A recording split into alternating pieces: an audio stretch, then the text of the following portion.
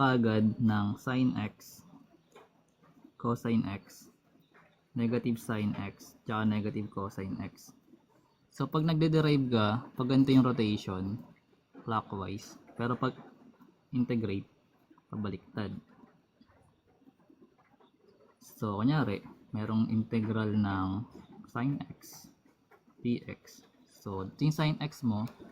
So yung derivative, integrate mo siya, that is negative cosine x plus c dapat.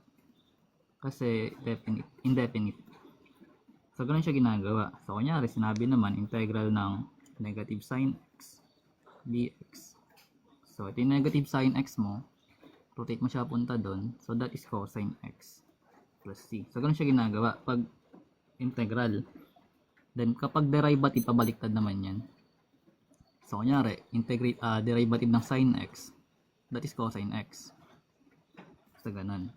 Then try mo rin aralin ito na sa derivative ito eh. Pero hindi ko lang magagamit siya dito. Yung ano ba yun? Tan x secant x tsaka yung negative cotangent x cosecant x. Ito tinatakman lang naman, no? Kunyari may integral ng ano ba? Integral ng tan, di ba secant squared?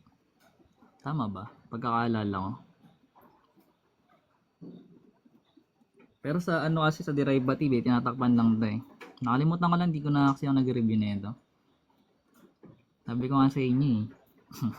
Pero tinatakpan lang 'to guys, kanya sa derivative. Sa derivative pabaliktad, di ba sabi natin. Pero dito ganun din 'yan eh. Pag kunyari hinahanap yung ano ba? Derivative, kunyari y equals tan x. So derive yan, kunyari pinapahanap yung y prime. So basically, tapan mo lang yung tan x, makukuha mo na yung dalawang secant. So secant times secant is secant squared.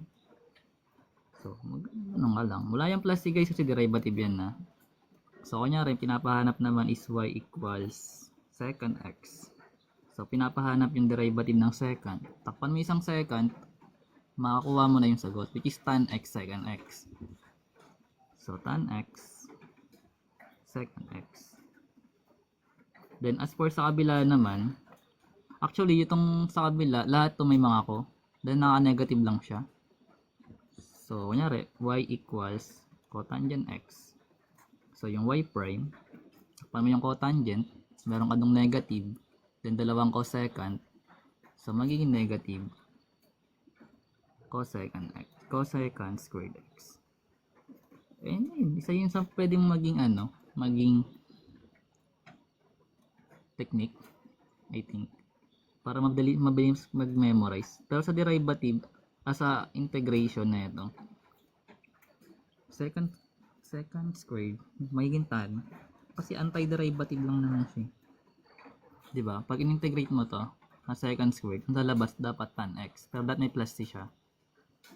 So, kunyari, integral ng secant squared x dx. So,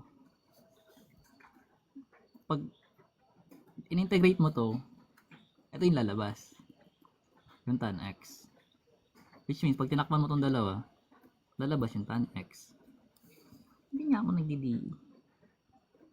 Then, plus c dapat. Kasi integrate. Ano lang, panikot-ikot lang yan. Ano pa bang pwede kong ituro?